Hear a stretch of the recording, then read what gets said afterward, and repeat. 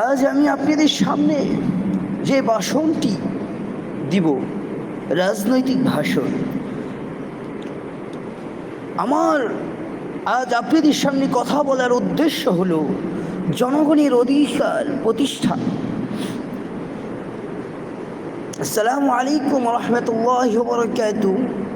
সম্মানিত সভাপতি, গণমান্য ব্যক্তিগণ, প্রিয় নেতাকর্মী ও সর্বজন শ্রদ্ধেয় জনগণ আমার পাশে দাঁড়িয়ে আছে। আজ আমি এখানে এসেছি একটি কথা বলার জন্য। আমাদের রাজনৈতিক মূল লক্ষ্য হচ্ছে জনগণের কল্যাণ, দেশের উন্নয়ন ও ন্যায়ের প্রতিষ্ঠা। রাজনীতি মানে সেবা ও ক্ষমতার খেলা নয়।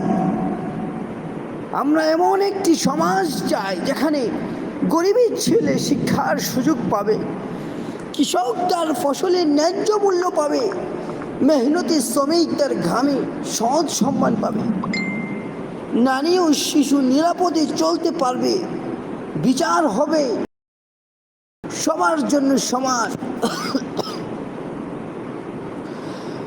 রাজনৈতিক কোনো গদি দখলের প্রতিযোগিতা নয়। রাজনীতি আমাদের মূল্যবোধকে লড়াই করায়।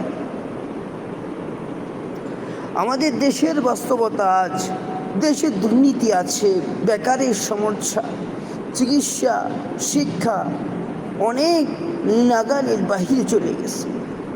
কৃষক কষ্ট করে ফলায় কিন্তু ফসলের দাম পায় না। আমরা যদি চুপ করে থাকি, পরিবর্তন আসবে না। আমাদেরকে এগিয়ে আসতে হবে দেশের জন্য, জনগণের জন্য। আমি প্রতিশ্রুতি দিচ্ছি, আপনারা যদি আমাকে এ দেশের ক্ষমতায় বসান,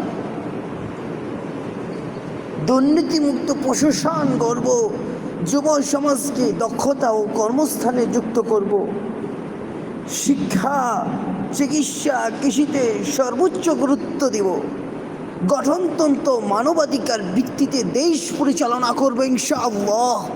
ভেদাভেদ নয়, আমরা করব একতা ও শান্তির বাংলাদেশ।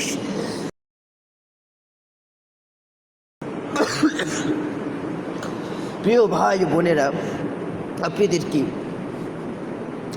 শেষে একটি কথা বলতে চাই। আজ আমরা যদি ন্যায়ের পক্ষে না দাঁড়াই, কাল ইতিহাস আমাদের ক্ষমা করবে না। এই দেশ কারো একার নয়, এই দেশ আমাদের সবার। আমরা জনগণের পাশে থাকব, জনগণের সঙ্গে থাকব।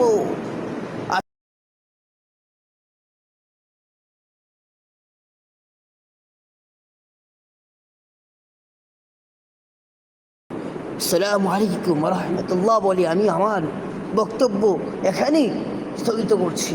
ওয়া মা তাওফীকি ইল্লা বিল্লাহ।